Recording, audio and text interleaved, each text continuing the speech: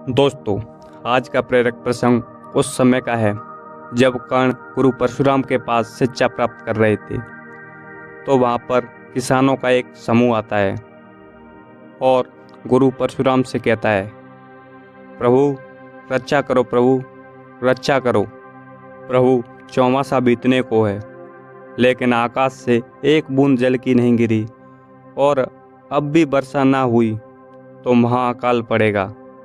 आपके आश्रम में तो हर ओर हरियाली है, लेकिन आपके आश्रम की सीमा के बाहर एक बूंद भी जल की नहीं पड़ी है। आपका कोप न सहना पड़े इसलिए आपके आश्रम में वर्षा, ये कहाँ का न्याय है प्रभु। भगवान परशुराम आसमान की ओर देखकर बोले, देवराज इंद्र।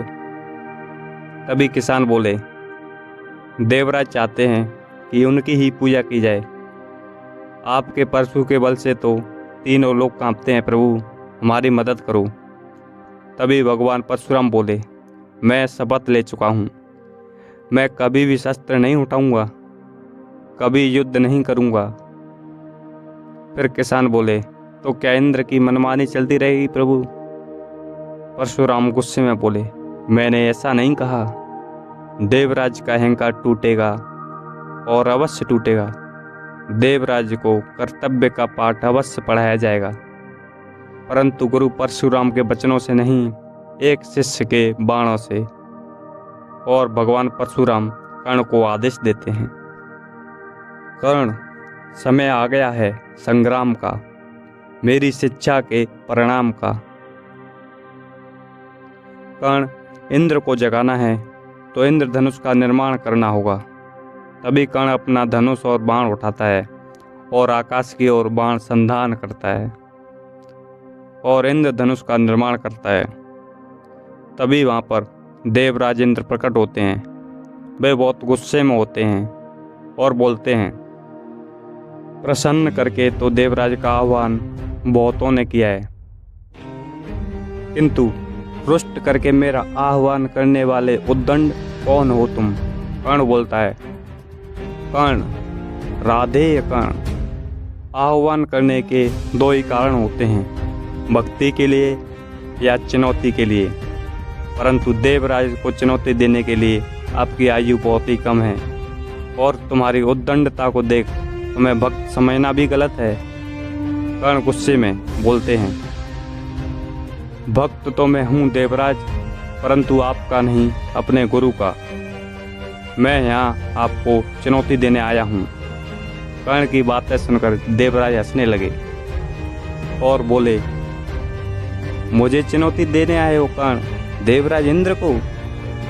देवराज इंद्र को चुनौती देने वाले बालक, कहाँ से आए हो।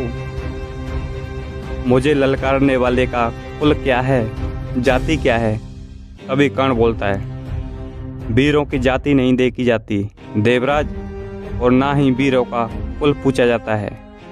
वीरों का बाहुबल ही उनकी जाति होती है और उनका बाहुबल ही उनका कुल होता है।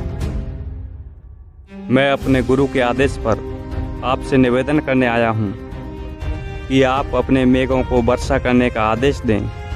देवराज बोले, तुम मुझे आदेश दे रहे हो देवराज इंद्र को। स्मरण रहे, वर्षा मेरे अधीन है, जिसे आज तक मैं इन पृथ्वीवासियों को भेंट स्वरूप देता आया हूँ।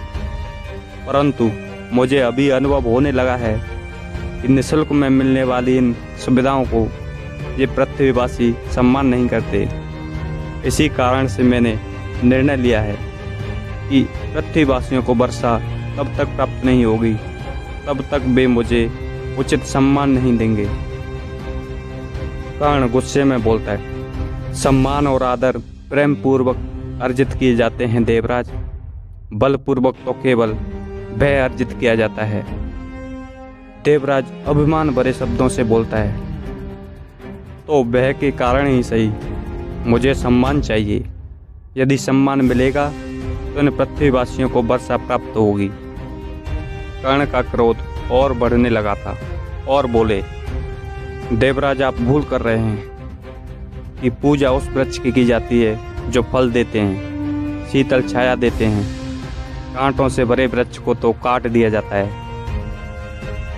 देवराज कर्ण को सावधान करते हैं तभी कर्ण कहता है, अपने मेघों को वर्षा का आदेश दो और इसे मेरा अंतिम निवेदन समझें या चेतावनी। देवराज अहंकार भरे शब्दों से बोलते हैं, यदि मैंने तुम्हारा निवेदन अस्वीकार किया तो, वर्षा नहीं की तो कर्ण गुस्से से बोलता है, तो मेरे बाणों की वर्षा से आपका अभिमान बच नहीं पाएगा देवराज।